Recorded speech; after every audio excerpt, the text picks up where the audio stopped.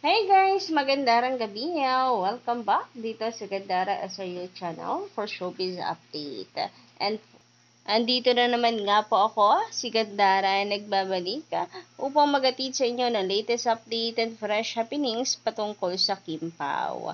And for tonight's video, isa na naman nga pong good news ang ating pag-uusapan sapagkat ito pong si Paulo ay meron pong pag-update sa kanyang pong social media. Natutuwa po ang fans kasi namimiss na po nila itong si Pao na tahimik. Itong si Kim naman kahit pa paano nagpo-post siya sa kanyang social media accounts. Pero si Paulo napakatahimik po niyan parate.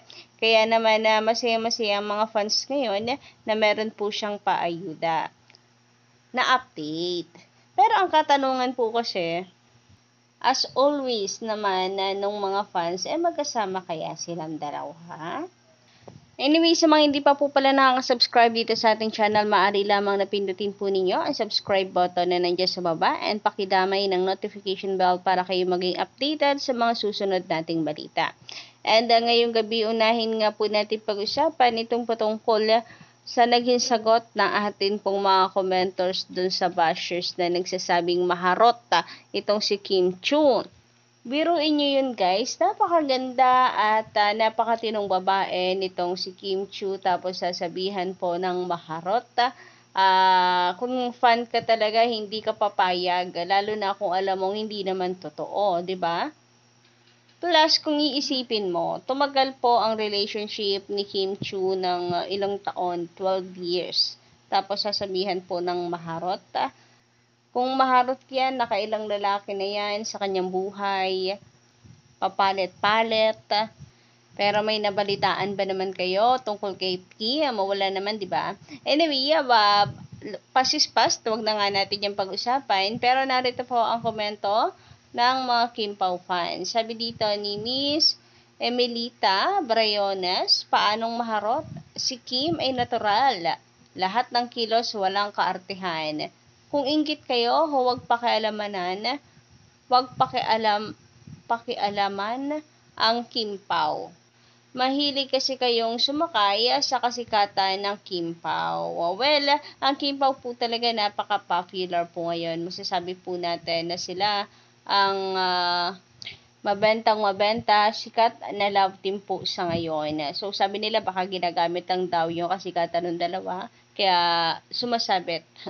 Samantala, sabi naman dito, yung idol ninyo, ilang araw lang pumatol kaagad. Parang mawawala ng lalaki. Bitter masyado. Pati pamilya ba to? Putol eh. Hindi makamove on. Hindi naman gusto ni Paulo, asyomera lang. Pwede tigilan na ninyo si Kim, may boyfriend, at tito na, idol ninyo. Pati pamilya compare ninyo. Oo, mahirap lang si Kim, pero decente naman yung pamilya ng idol nyo. Piraso-piraso. Okay, hindi na po natin itutuloy dahil tungkol na po ito, no? At pandadami na ng pamilya. Na for me, hindi naman po siguro natin kinakailangan na gayahin pa yung ugali ng iba. Para ang sama po na pati po pamilya, idadamay, etc.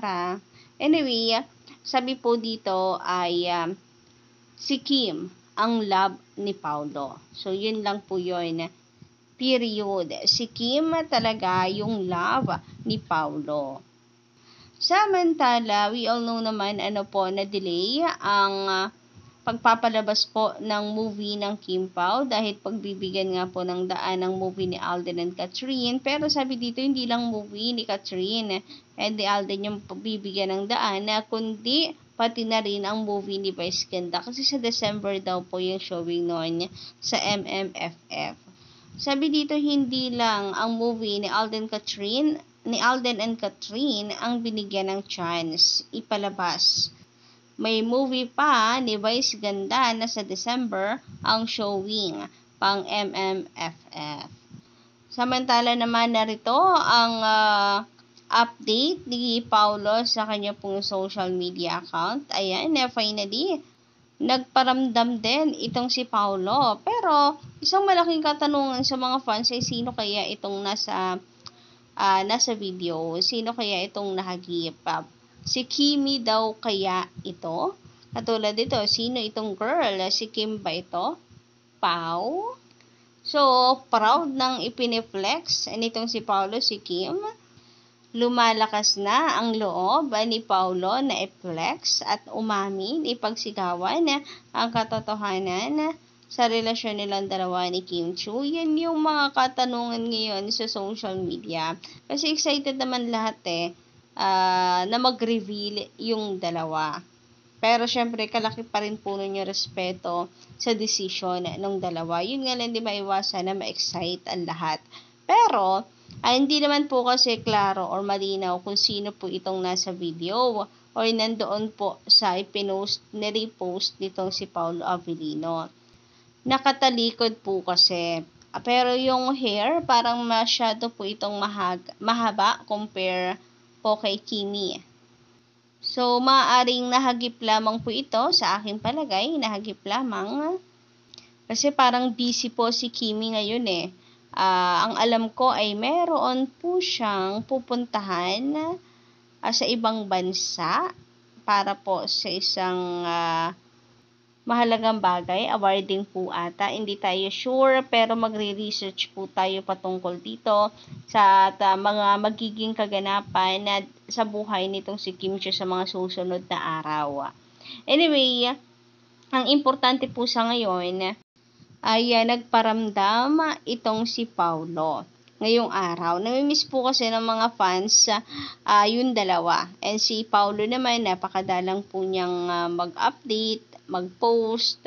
Kaya tuwan-tuwa po ang mga fans kapag po siya ay mayroong pagpaparamdam or post sa kanyang mga accounts. Pero kung kayo po ba ang tatanungin, magkasama ba talaga ang Kim Pao? So, tingin niyo po ba si Kim Chiu ito? Pero ako palagay ko iba, parang hindi si Kim. Kasi yung pagbuhok po yung titingnan ko, parang mas mahaba po siya compare kay Kimi. Pero hindi naman siguro tulad ng iniisip nyo ha. Or anong iba dyan na masyadong sensitive. Hindi naman po siguro. Baka po nahagip lang po ito or sadyang kasamahan lang po nila, etc. So, nakatag nga po dito si Paulo at parang ni-repost niya lamang po. About naman sa mga nagtatanong, di ba, September 25 po ata yung ganap nitong si Kim Chiu, kung magiging magkasama ba silang dalawa, hindi po natin alam. Kasi maaring magkasama yung dalawa pero hindi magpapakita yung isa. So, abang na lang po tayo. Siguro naman ay kayang-kaya ng isoko yan ng mga Kim Pao fans sa 25. Magkaalaman po. So, yun lang po muna ang update natin para po sa gabing ito. Maraming salamat sa pakikinig. And don't forget to click the subscribe button and notification bell para po sa iba pang mga balita. Maraming salamat.